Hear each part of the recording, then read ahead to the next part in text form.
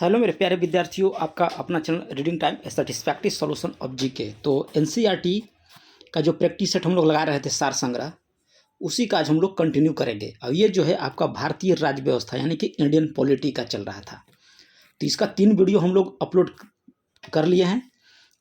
तो आज हम लोग पार्ट नंबर 4 देखेंगे इसका। तो इसमें हमको था क्या पढ़ाना था, देखते हैं इसमें कहाँ तक चले गए थे हम लोग। राज्य का नीति निर्देशक तत्व जो है हम लोग स्टार्ट करेंगे, ठीक है। राज्य का नीति निर्देशक तत्व, ये सारा पीडीएफ जो है आपको जब लास्ट में ख़त्म हो जाएगा आपको टेलीग्राम चैनल पे मिल जाएगा, और टेलीग्राम चैनल का लिंक जो है आपका वीडियो के डिस्क्रिप्शन में मिलेगा। तो चलिए आज से हम लोग राज्य का नीति निर्देशक तत्व देखेंगे। इससे पहले वीडियो में जो हुआ आप जाके देख सकते हैं।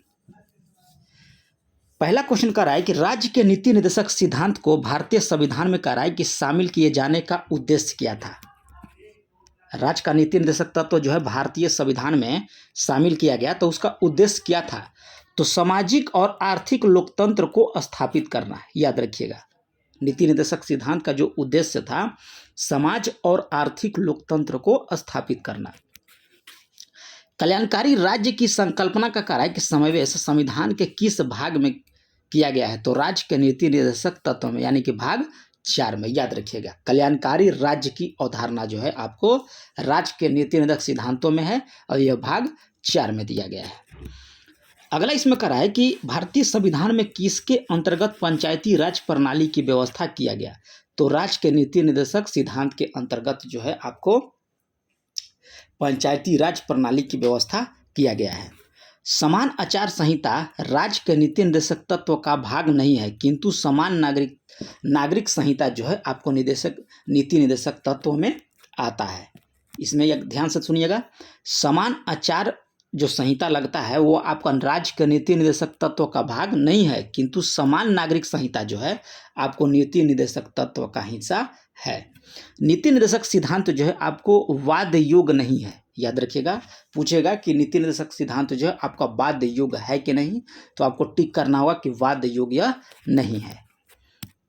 आगे देखिए इसमें क्या कह रहा है। इसमें कह रहा है कि संविधान के किस अनुच्छेद में उद्योग के प्रबंधन में जो है कर्मकारों की भागीदारी का प्रावधान किया गया है। तो अनुच्छेद 243 के क के अंतर्गत भारत के कह रहा है कि संविधान में समान कार्य के लिए समान वेतन के लिए जो अधिकार का प्रावधान है वह राज्य के नीति निर्देशक सिद्धांत में दिया गया है। यानी कि समान कार्य के लिए समान वेतन, यानी कि कोई भी अगर कोई टीचर है, अगर दूसरा अगर वहाँ भी कोई और, जैसे कहने का मतलब एक स्कूल में 10 टीचर है तो 10 का वेतन जो है आपको समान रहेगा, ये चीज़ कहने का मतलब है इसका। चलिए अगला क्वेश्चन कर रहा है कि पुरुषों और स्त्रियों दोनों का समान कार्य के लिए समान वेतन राज्य के नीति निर्देशक तत्व में निहित है। यानी कि अगर टीचर है तो जितना पुरुष को पेमेंट मिलता है उतना ही वह स्त्रियों को मिलेगा। तो ये जो चीज़ दिया गया है ये आपको जो है राज्य के नीति निर्देशक तत्व में बताया गया है। राज्य के नीति निर्देशक सिद्धांत में कह रहा है कि कौन सा अनुच्छेद जो है अंतर्राष्ट्रीय शांति और सुरक्षा का जो है संवर्धन करता है। तो अनुच्छेद 51, याद रखिएगा।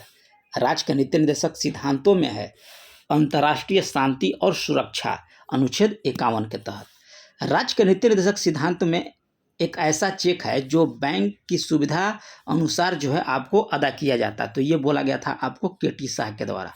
ये केटी शाह का कथन है कि राज्य के नीति निर्देशक सिद्धांत जो है एक ऐसा चेक है जो बैंक के सुविधा अनुसार जो है आपको अदा किया जाता है। किसके अनुसार? तो केटी शाह के अनुसार ये वर्ड जो है आपको बोला गया था।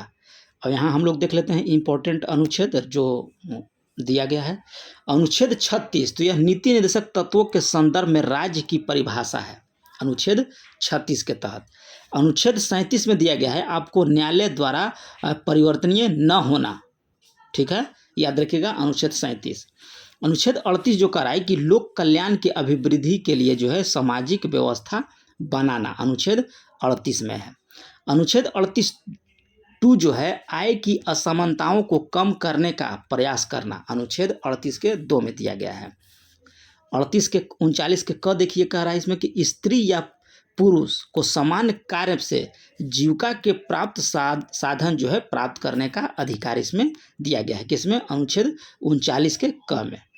39 के ख कह रहा है कि समुदाय के भौतिक संसाधनों का स्वामित्व और नियंत्रण इस प्रकार हो जिसमें सामूहिक हितों की सर्वोत्तम रूप जो है आपको प्राप्ति हो। अनुच्छेद 39 ख है। अनुच्छेद 39 घ कह रहा है कि पुरुष और स्त्री दोनों का समान कार्य के लिए समान वेतन मिलेगा। अनुच्छेद 39 के अंग देखिए, पुरुष और स्त्री कर्मकारों जो है कोई स्वास्थ्य और शक्ति तथा बालकों की सुकुमार व्यवस्था का दुरुपयोग न हो। और अनुच्छेद 40 याद रखिएगा कि आपको ग्राम पंचायत से है। अनुच्छेद 41 जो है कुछ दशाओं में काम, शिक्षा, लोक सहायता पाने का जो है अधिकार दिया गया है। अनुच्छेद 42 देख लेते हैं। कह रहा है कि काम की न्याय संगत मनोवोचित जो दशा तथा प्रसूति सहायता जो है अनुच्छेद आपको 42 में दिया गया। प्रसूति सहायता मान लीजिए किसी औरत का जो है बच्चा होता है तो उसको सहायता दिया जाता है, वही कह रहा है कि प्रसूति सहायता अनुच्छेद 42 में है। कर्मकारों के लिए जो है निर्वाह मजदूरी, ये जो है अनुच्छेद आपका 43 में दिया गया है। इधर हम लोग देख लेते हैं। इसमें कह रहा था कि अनुच्छेद 43 का क जो दिया गया है, उद्योगों के प्रबंधन में कर्मकारों का भाग लेना। ठीक है। अनुच्छेद 43 ख कह रहा है कि सहकारी समिति के स्वैच्छिक गठन, स्वायत्ता संचालन, लोकतांत्रिक नियंत्रण तथा व्यावसायिक प्रबंधन को बढ़ावा देना। अगला है कि अनुच्छेद 44, इसमें कह रहा है कि सभी नागरिकों के लिए एक समान नागरिक संहिता जो है आपको अनुच्छेद 44 में है। अनुच्छेद 45 कह रहा है कि 6 वर्ष से कम आयु के बच्चों के लिए निःशुल्क और अनिवार्य शिक्षा का प्रावधान दिया गया है आपको अनुच्छेद 45 में। अनुच्छेद 46 कह रहा है कि एससी एसटी दुर्लभ वर्गों के शैक्षिक और आर्थिक हितों की अभिवृद्धि, याद रखिएगा अनुच्छेद 46 हो गया आपका। 47 कह रहा है कि पोषाहार स्तर और जीवन स्तर तथा लोक स्वास्थ्य में सुधार और हानिकारक नशीले पदार्थ का जो भोग करते हैं उन पर प्रतिबंध है अनुच्छेद 47 के तहत। अनुच्छेद 48 कह रहा है कि कृषि पशुपालन में आधुनिक और वैज्ञानिक प्रणालियों का प्रयोग करना, गाय, बछड़ा तथा अन्य दुधारू पशुओं के वध पर प्रतिबंध और उनकी नस्ल में आपको सुधार के प्रयास दिया गया है आपको अनुच्छेद 48 के तहत। अनुच्छेद 48 का कह रहा है कि पर्यावरण का संरक्षण, संवर्धन और वन तथा वन्य जीवों की रक्षा करना। अनुच्छेद 49 में कह रहा है कि राष्ट्रीय महत्व के कलात्मक या ऐतिहासिक अभिरुचि वाले स्मारक स्थान और वस्तुओं का संरक्षण आपको अनुच्छेद 49 में है।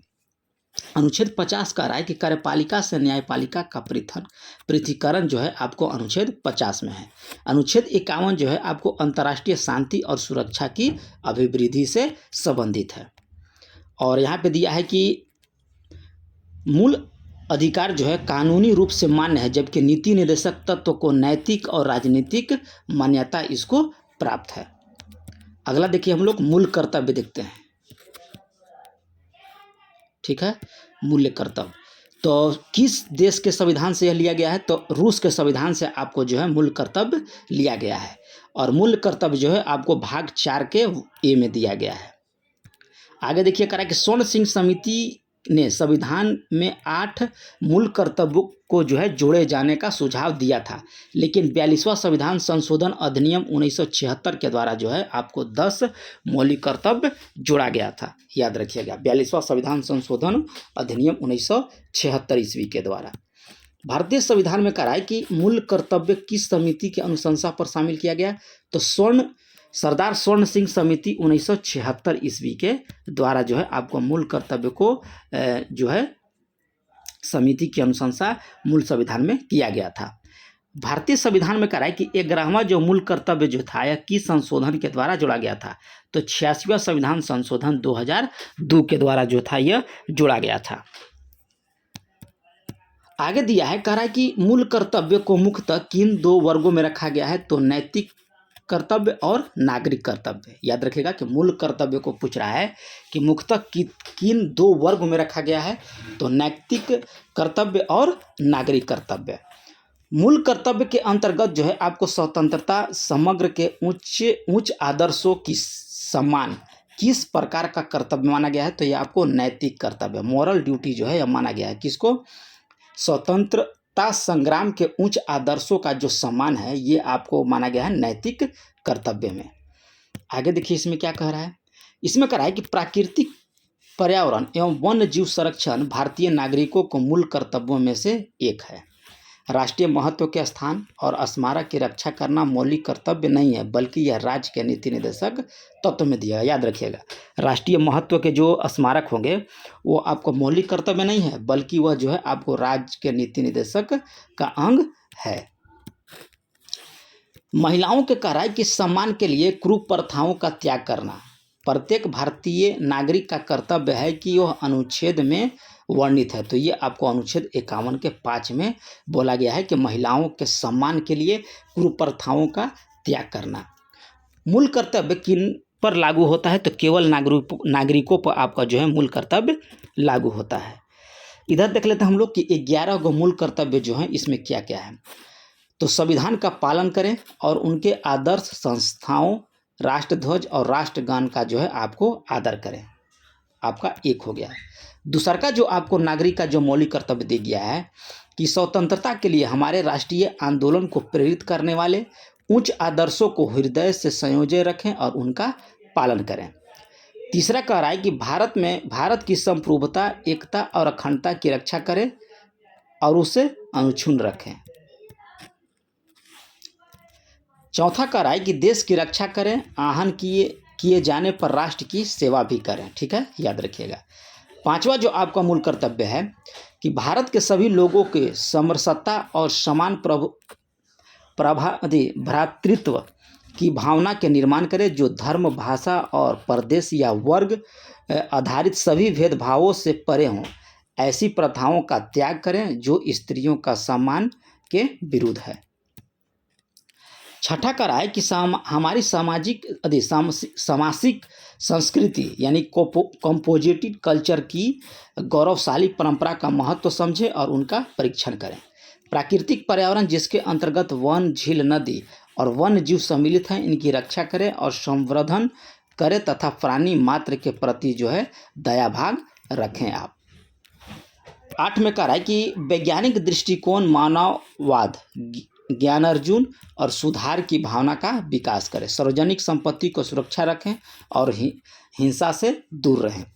व्यक्तिगत और सामूहिक गतिविधियों के सभी क्षेत्रों के उत्कर्ष की ओर बढ़ने में सतत प्रयास करें, जिससे राष्ट्र का निरंतर बढ़ते हुए प्रयत्न उपलब्धि की नई ऊंचाई को प्राप्त करें। 11 में हो गया कि 6 वर्ष से और 14 वर्ष के आयु के बच्चों के माता पिता और संरक्षण जो भी उन्हें शिक्षा के अवसर प्रदान करें। और कर्तव्य जो दिया गया है यह आपको 86वां संविधान संशोधन अधिनियम 2002 के द्वारा धारा 4 में यह जो है जोड़ा गया था। तो एक बार आप लोग वीडियो को पॉज करके अच्छे से पढ़ लीजिएगा। ये 11 मौलिक कर्तव्य जो है आपको एग्जाम में पूछता है। किसी भी का राय कि व्यक्ति का राष्ट्रगान गाने के लिए बाध्य नहीं किया जाएगा। ठीक है, यह सर्वोच्च न्यायालय ने किस मामले में कहा था? तो विजय इमैनुअल बनाम केरल राज्य के द्वारा जो है 1986 में कहा गया था कि राष्ट्रगान को जो है मतलब बाध्य नहीं किया जाएगा। किसी व्यक्ति को राष्ट्रगान गाने के लिए आपको बाध्य नहीं किया जाएगा। किस में कहा गया था? तो ये आपको विजय इमैनुअल बनाम केरल राज्य के द्वारा 1986 में। सर्वोच्च न्यायालय के कार्य के मुख्य न्यायाधीश P.N. भगवती जो थे वह जनहित याचिका के जनक कहा जाता है, यानी कि फादर ऑफ PIL। याद रखिएगा किसको कहा जाता है? तो P.N. भगवती को। आगे देखिए क्या कर रहा है राष्ट्रपति। यहाँ से हो गया टॉपिक वाइज, ऐसे तो हम लोग टॉपिक वाइज पूरा देख रहे थे, लेकिन राष्ट्रपति आज यहाँ पे देखेंगे हम लोग। राष्ट्रपति जो है आपको भारत का नागरिक होना चाहिए और ये अनुच्छेद 58 में कहा गया है। राष्ट्रपति जो है का क्वालिफिकेशन जो है आपको अनुच्छेद 58 में है। भारत का नागरिक हो, न्यूनतम आयु उसका 35 वर्ष होना चाहिए, लोकसभा का सदस्य निर्वाचन होने योग्य हो, कौन? राष्ट्रपति, या किसी के लाभ के पद पर ना हो, तब आप राष्ट्रपति का जो है चुनाव लड़ सकते हैं। भारत में राष्ट्रपति का निर्वाचन किस प्रकार होता है? तो अप्रत्यक्ष मतदान से। याद रखिएगा, पूछेगा कि भारत के राष्ट्रपति का निर्वाचन किस प्रकार होता है? तो अप्रत्यक्ष मतदान से, अनुपातिक प्रतिनिधित्व से, एकल संक्रमणीय मत पद्धति के द्वारा। ये बहुत इंपॉर्टेंट क्वेश्चन है, 5 स्टार इसको लगा लीजिएगा आप लोग। भारत के राष्ट्रपति के चुनाव के मतदान कौन करता है? तो राज्यसभा, लोकसभा, राज्य और केंद्र शासित प्रदेश की विधानसभाओं के जो निर्वाचित सदस्य होते हैं वो जो है आपको राष्ट्रपति का चुनाव में मतदान करते हैं। भारत के राष्ट्रपति उम्मीदवारों के कह रहा है कि प्रस्ताव का अनुसमर्थन कम से कम कितने सदस्य होना चाहिए, तो आपको 50 निर्वाचक के द्वारा जो है आपको प्रस्ताव का अनुसमर्थन होना चाहिए राष्ट्रपति के उम्मीदवार के लिए। भारत के राष्ट्रपति का चुनाव एकल हस्तांतरण मत प्रणाली के द्वारा किया जाता है। राष्ट्रपति के कह रहा है कि निर्वाचन में किसी राज्य के मुख्यमंत्री किस स्थिति में मतदान करने के लिए वह पात्र नहीं होगा यदि वह राज्य विधानमंडल के उच्च सदन का अगर वह सदस्य है, कौन, मुख्यमंत्री, तो जो है वह राष्ट्रपति का निर्वाचन में भाग नहीं ले सकता। याद रखिएगा, राज्य विधानमंडल के उच्च सदन। राष्ट्रपति के निर्वाचन मंडल को कह रहा है कि तो यहाँ पे लिखा है कि राष्ट्रपति के निर्वाचक मंडल का तो भाग है परंतु उसके महाभियोग में भाग नहीं लेता है, तो राज्यों के विधान सभाएं। याद रखिएगा। अगला दिया है कि संसद अथवा विधानसभा का कोई सदस्य राष्ट्रपति निर्वाचित हो सकता है परंतु उस पर क्या शर्तें हैं, निर्वाचित होने के उपरांत उसे अपनी सदस्यता छोड़नी होगी। संसद अथवा विधानसभा का कोई सदस्य अगर वो चाहे तो राष्ट्रपति का निर्वाचित हो सकता है, लेकिन उसका एक शर्त है कि निर्वाचित होने के उपरांत यानी है उसको सदस्यता छोड़ना होगा, तब जो है वह राष्ट्रपति निर्वाचित हो सकता है। संसद के जो राष्ट्रपति का अभिभाषण जो है आपको कौन तैयार करता है, तो केंद्रीय मंत्रिमंडल जो है उसका अभिभाषण तैयार करता है। आगे देखिए क्या कह रहा है, कि राष्ट्रपति की मृत्यु, पद त्याग अथवा हटाए जाने पर पद की जो आपको रिक्तियाँ होता है वह 6 माह के अंदर जो है उसको भीतर भरना पड़ेगा, यानी कि 6 महीना के पहले जो है फिर से राष्ट्रपति का चुनाव करना होगा। भारत के राष्ट्रपति चुनाव में कह रहा है कि उत्पन्न विवाद का जो निपटारा कौन करेगा, तो सर्वोच्च न्यायालय करेगा। भारत के राष्ट्रपति में अगर कोई विवाद किसी प्रकार का होता है तो उसका निपटारा जो है इसका यानी कि शोधन जो है आपको सर्वोच्च न्यायालय के द्वारा किया जाएगा। आगे देखिए कह रहा है कि भारत के राष्ट्रपति को उसके कार्यकाल की समाप्ति से पूर्व किस प्रकार के पद से हटाया जा सकता है, तो महाभियोग के द्वारा। अगर राष्ट्रपति का भी कार्यकाल अगर 5 साल नहीं पूरा हुआ है, अगर उसको हटाना है तो उसको महाभियोग लगाना पड़ेगा। अब ये 14 दिन पहले बताना होता है राष्ट्रपति को। भारत के राष्ट्रपति को उसके पद से हटाने का अधिकार किससे प्राप्त है, तो ये आपको संसद को प्राप्त है। इधर हम लोग देख लेते हैं क्या कह रहा है। कह रहा है कि संघ की कार्यपालिका शक्ति किस अनुच्छेद के अंतर्गत राष्ट्रपति में निहित है, तो अनुच्छेद 53 के तहत जो है आपको संघ की कार्यपालिका शक्ति जो है राष्ट्रपति में निहित है। अनुच्छेद 61 के अंतर्गत जो है आपको राष्ट्रपति पर महाभियोग संसद के किस सदन के द्वारा किया जाता है, तो संसद के किसी भी सदन के द्वारा जो है आपको राष्ट्रपति पर महाभियोग लगेगा अनुच्छेद 61 के तहत। भारतीय संविधान का कह रहा है कि कौन सा अनुच्छेद राष्ट्रपति पद के लिए पुनः निर्वाचित की पात्रता निर्धारित करता है, तो अनुच्छेद 57 के तहत। राष्ट्रपति का कोई भी विषय आपको पुनर्विचार के लिए मंत्रिपरिषद को वापस भेजने का अधिकार किस संविधान संशोधन के द्वारा किया गया, तो 44वां संविधान संशोधन के द्वारा जो है यह प्रावधान किया गया है कि राष्ट्रपति कोई भी विषय पर पुनर्विचार के लिए जो है वह मंत्रिपरिषद के पास भेज सकता है। यानी कहने का मतलब है कि संसद कोई भी बिल पारित कर दिया तो उस पर हस्ताक्षर राष्ट्रपति का होना जरूरी है। अगर राष्ट्रपति अगर उसमें कुछ दिक्कत बुझाता है तो वह पुनः जो है उसको मंत्रिपरिषद को पुनः विचार करने के लिए भेज सकता है। ठीक है, अगर फिर विचार करके दोबारा संसद उसके पास भेज दिया तो राष्ट्रपति को हस्ताक्षर करना मजबूरी हो जाता है। तो ये आपको 44वां संविधान संशोधन के द्वारा जो यह प्रावधान किया गया। भारतीय संविधान के कह रहा है कि किस अनुच्छेद के अंतर्गत राष्ट्रपति संसद के दोनों सदनों के द्वारा पारित किसी विधेयक पर अपनी अस्वीकृति रोक सकता है, तो अनुच्छेद 111 के तहत। याद रखिएगा, दोनों सदनों द्वारा पारित कोई विधेयक है अगर उसको राष्ट्रपति अस्वीकृति से रोक सकता है तो ये जो है आपको अनुच्छेद 111 के तहत वह रोक सकता है। किस अनुच्छेद के अंतर्गत राष्ट्रपति कुछ आकस्मिकताओं में राज्यपाल के कार्यों का निर्वहन हेतु उपबंध कर सकता है, तो अनुच्छेद 160 में। आगे देखिए यहाँ पे दिया है राष्ट्रपति से संबंधित महत्वपूर्ण अनुच्छेद। अनुच्छेद 52 आपको भारत का राष्ट्रपति। अनुच्छेद 53 जो है आपका संघ की कार्यपालिका शक्ति निहित होगी राष्ट्रपति में, अनुच्छेद 53 में कहा गया है। अनुच्छेद 54 जो है आपको राष्ट्रपति का निर्वाचक मंडल है। अनुच्छेद 55 राष्ट्रपति के निर्वाचन कि रीति है, याद रखिएगा, ठीक है। निर्वाचन मंडल अनुच्छेद 54 और रीति कह देगा तो अनुच्छेद 55। राष्ट्रपति की पदावधि अनुच्छेद 56 है।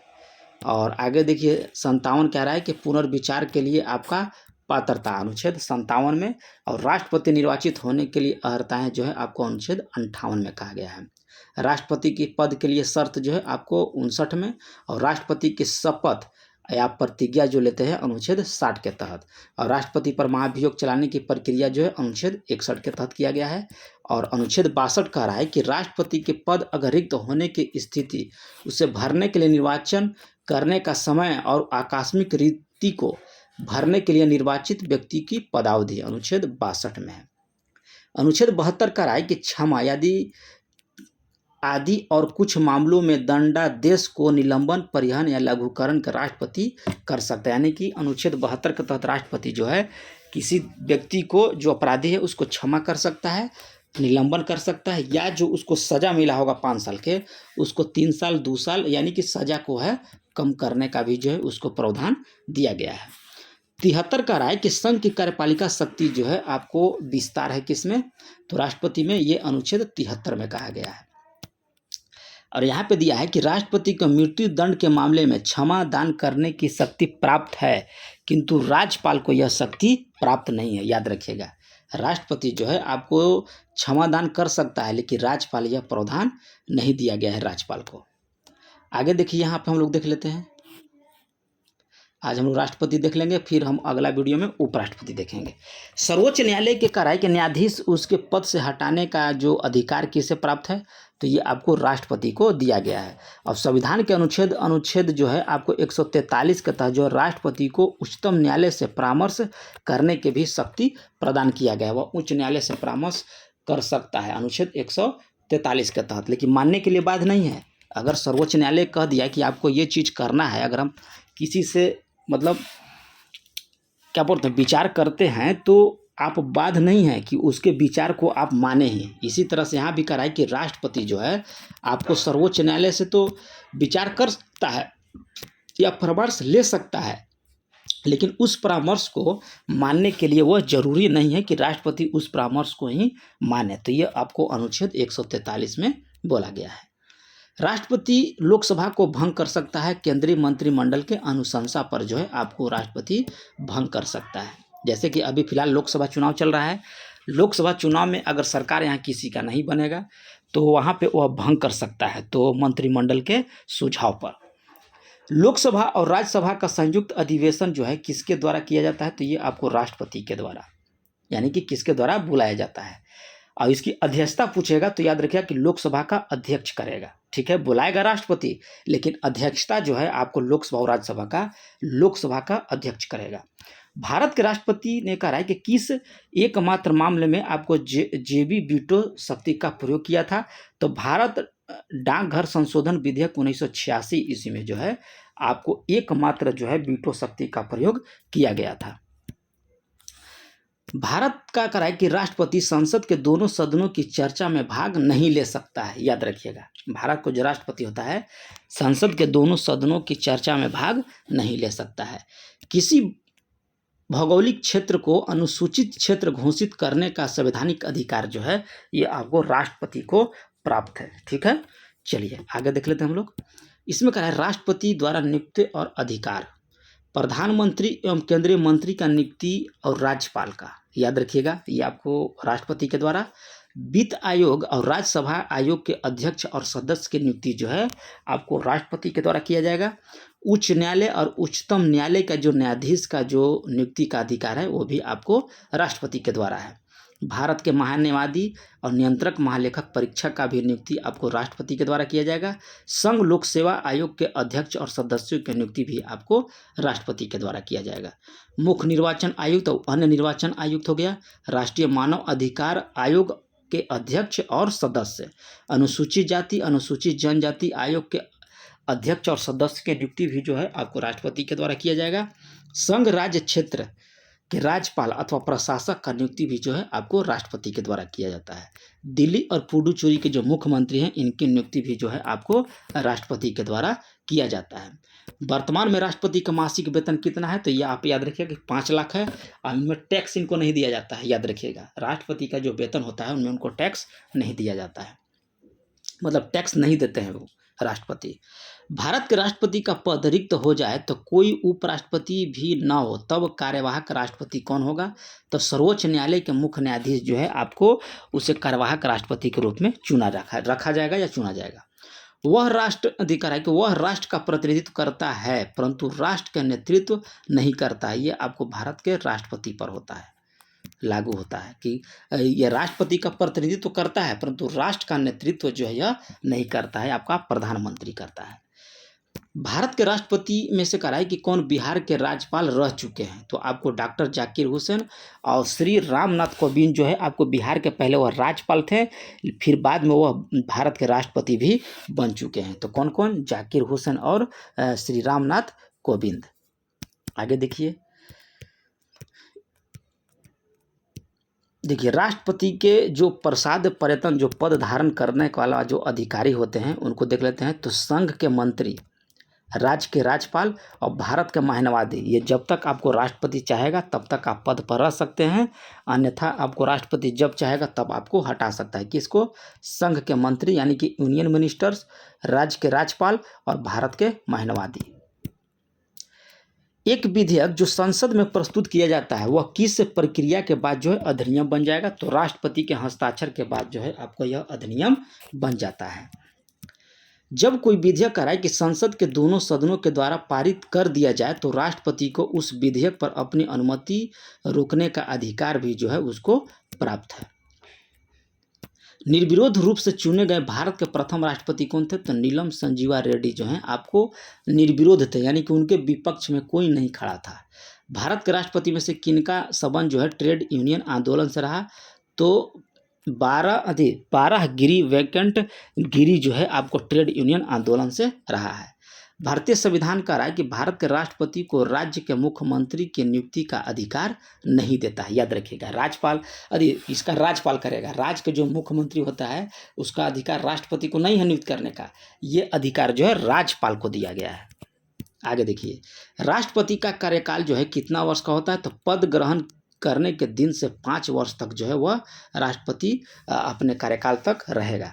भारत के राष्ट्रपति को कराए कि मिसाइल मैन की संज्ञा दी जाती है, तो एपीजे अब्दुल कलाम को जो है आपको मिसाइल मैन की संज्ञा दिया जाता है।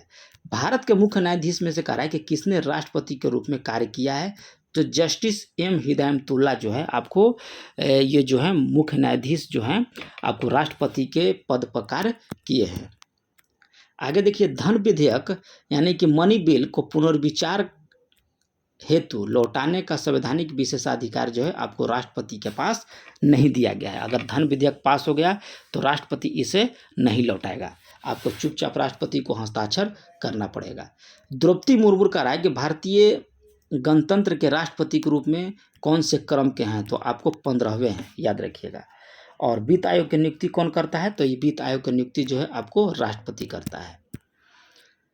राष्ट्रपति के रूप में डॉक्टर राजेंद्र प्रसाद ने सबसे लंबा अवधि तक यानी कि 1950-1962 तक, और डॉक्टर जाकिर हुसैन कार्यकारी राष्ट्रपति छोड़कर सबसे कम अवधि यानी कि 1 वर्ष 11 दिन तक वह कार्य किया है। सबसे लंबा कार्यकाल कितना था, तो डॉक्टर राजेंद्र प्रसाद का, सबसे कम तो जाकिर हुसैन का। राष्ट्रपति द्वारा क्षमादान की शक्ति जो है जब दंड सेना न्यायालय द्वारा दिया गया हो, जब दंड संघीय विषय से संबंधित विधि के विरुद्ध अपराध के लिए दिया गया हो, और जब दंडादेश मृत्यु दंड दिया हो, तब वो जो है राष्ट्रपति क्षमादान की स्थिति में होता है। आगे देखिए कह रहा है कि द्रौपदी मुर्मू भारत के प्रथम आदिवासी और द्वितीय महिला स्वतंत्र भारत में पैदा होने वाली प्रथम और सबसे कम उम्र के जो है आपको राष्ट्रपति चुने गए हैं। कौन, द्रौपदी मुर्मू। तो आज हम लोग यहीं तक देखेंगे।